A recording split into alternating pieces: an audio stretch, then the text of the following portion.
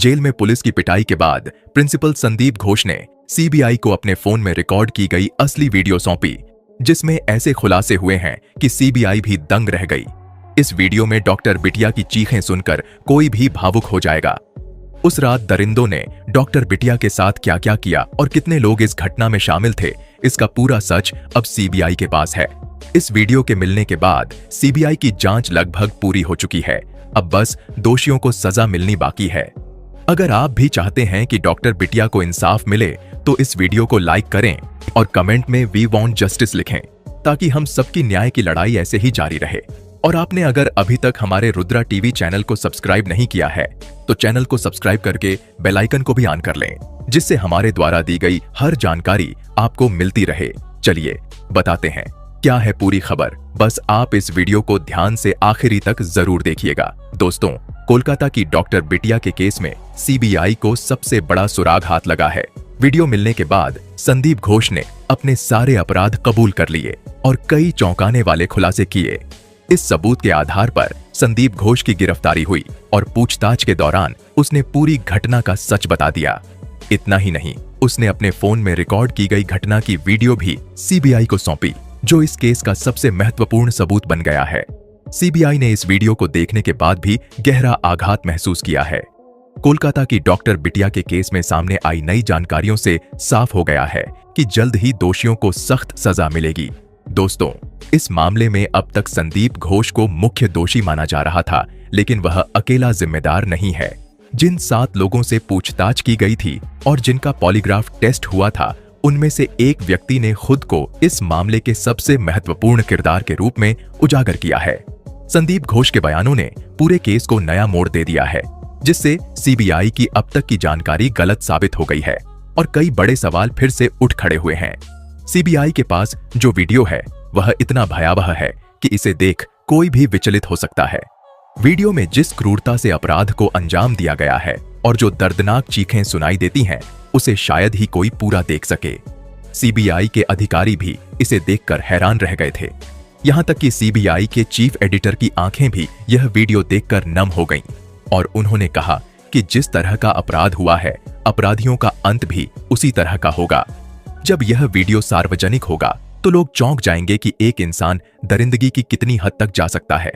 इस वीडियो में जो कुछ डॉक्टर बिटिया के साथ हुआ, उसकी कल्पना करना भी मुश्किल है और शायद हम उस दर्द को कभी पूरी तरह महसूस भी न कर पाएं।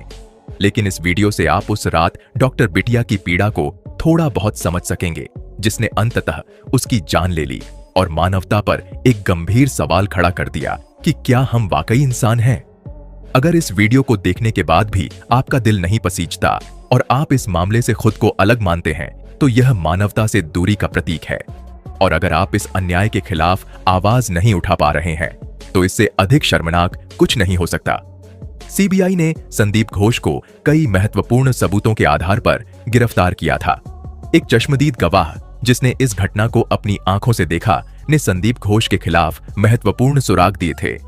इन्हीं सुरागों के आधार पर सीबीआई को घटना से संबंधित पूरा वीडियो मिला, जिसमें पूरी वारदात की सच्चाई सामने आई। जब सीबीआई अधिकारियों ने यह सब सुना और देखा, तो वे भी हैरान रह गए, क्योंकि अब तक की जांच कुछ और दिशा में जा रही थी, जबकि असल मामला कुछ और ही था। इस मामले में डॉक्टर बिटिया के साथ उस रात क्रूरता हुई थी, लेकिन संदीप घोष ने स्पष्ट किया है कि किसी का इरादा दरिंदगी करने का नहीं था। उनका मकसद केवल इतना था कि डॉक्टर बिटिया को चुप कराया जाए, ताकि वह अस्पताल के भीतर चल रही अवैध गतिविधियों के बारे में कोई जानकारी न दे। संदीप ने बताया कि उसने पहले भी डॉक्टर बिटिया को इस मामले से दूर रहने की चेतावनी दी थी। यहां तक कि उसने पैसे की पेशकश भी की थी, ताकि वह यह मामला रफा दफा कर दे। लेकिन डॉक्टर बिटिया ने यह सभी प्रस्ताव ठुकरा दिए और साफ कहा कि यदि ये गैरकानूनी गतिविधियां बंद नहीं हुई, तो वह इसे सार्वजनिक कर देगी। इस घटना में संदीप घोष अकेला नहीं था। कोलकाता की कई प्रभावशाली हस्तियां भी इसमें शामिल थीं। जब संदीप ने उन लोगों को बताया कि एक ट्रेनी डॉक्टर को इस मामले की जानकारी हो गई है, तभी इस साजिश की योजना बनाई गई। 8 अगस्त की रात जो कुछ हुआ वह पूरी तरह से पूर्व नियोजित था।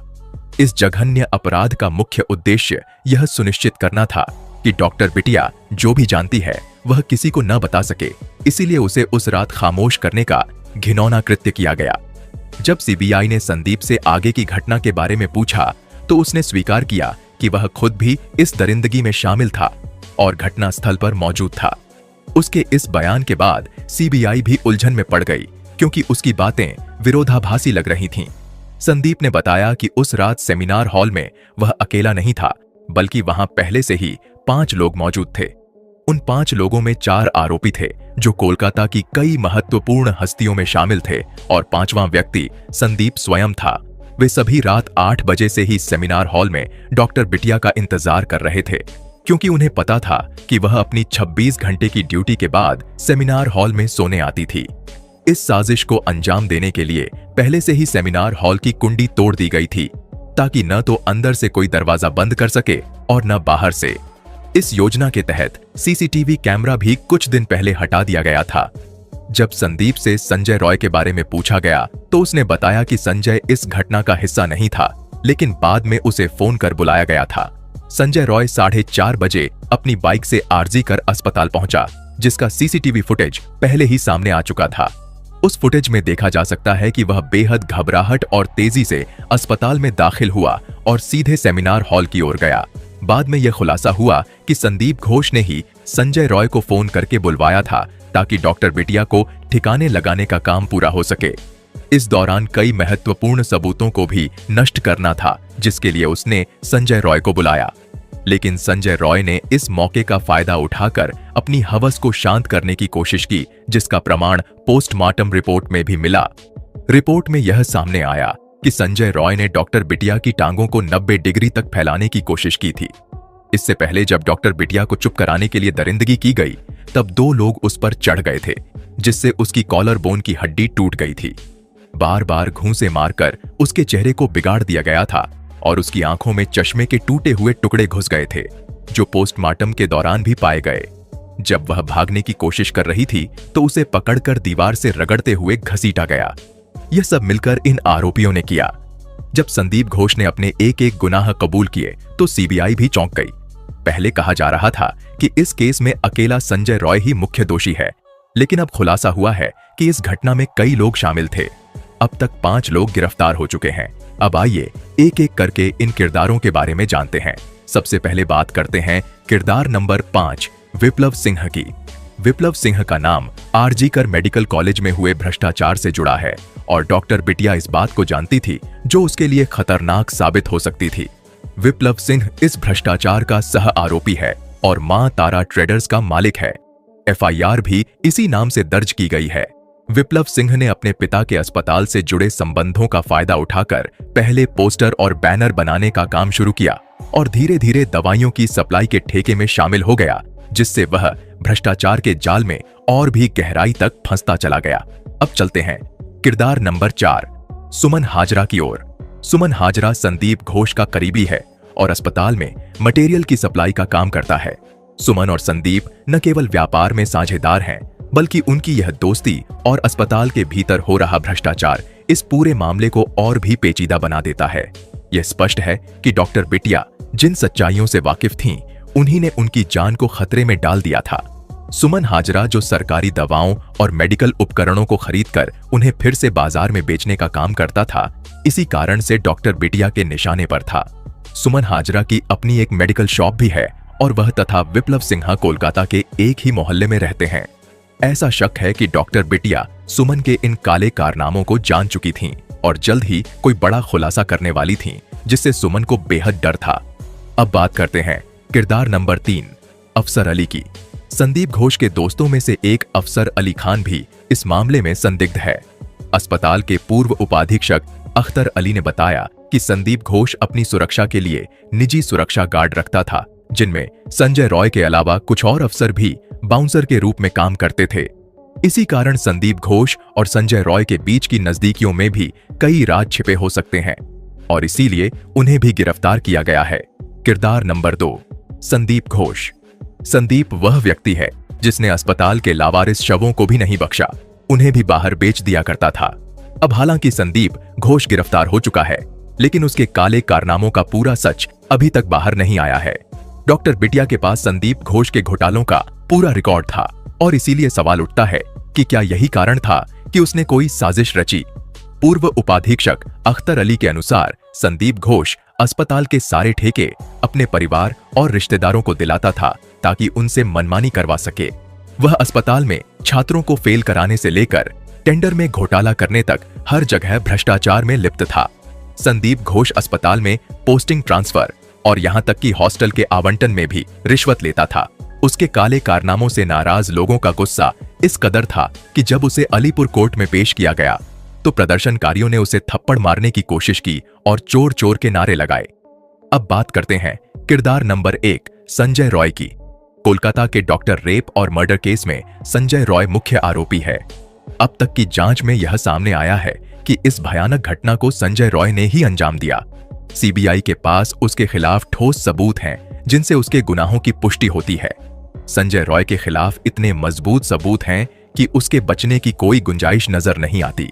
इस केस में जहां एक ओर संदीप घोष के घोटाले और साजिशें सामने आ रही हैं, वहीं संजय रॉय के खिलाफ सबूत उसे न्याय के कटघरे में खड़ा कर रहे हैं। अब यह देखना बाकी है कि इन दोनों दरिंदों को कब और कैसे उनके किए की सजा मिलती है। फिलहाल वे न्यायिक हिरासत में हैं। इस पूरे मामले में डॉक्टरों और प्रदर्शनकारियों का आरोप है कि पुलिस ने रेप और मर्डर केस की जांच में शुरुआत से ही लापरवाही बरती। सीबीआई ने अभी तक इस केस की एक महत्वपूर्ण कड़ी का खुलासा नहीं किया है, क्योंकि उनका मानना है कि इस मामले में कई बड़ी हस्तियों के नाम जुड़े हो सकते हैं और यह मामला राजनीति तक पहुंच गया है। इसमें कई संदिग्धों के नाम हैं जिनकी अभी जांच चल रही है। जैसे ही नाम स्पष्ट होंगे, सीबीआई तुरंत गिरफ्तारियां करेगी, भले ही राज्य सरकार इसमें धीमी रही हो। केंद्र सरकार और सीबीआई इस मामले में सख्ती बरत रही है और जांच तेजी से चल रही है। जल्द ही सभी आरोपियों के नाम सार्वजनिक होंगे ताकि यह साबित हो सके कि कोई भी दोषी बच नहीं सकता। जब तक इस मामले में पूरी तरह से न्याय नहीं होता, हमें अपनी आवाज बुलंद करनी चाहिए। केवल सीबीआई पर भरोसा करके चुप बैठने से काम नहीं चलेगा। हमें यह याद रखना होगा कि न्याय में देरी अन्याय के बराबर होती है। इसलिए आप सभी से अनुरोध है कि कमेंट बॉक्स में अपनी आवाज बुलंद करें और वी वांट जस्टिस लिखें।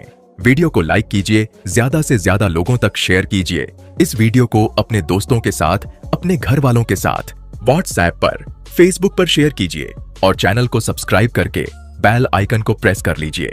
मिलते हैं आपसे किसी एक और नई वीडियो में नई खबर के साथ।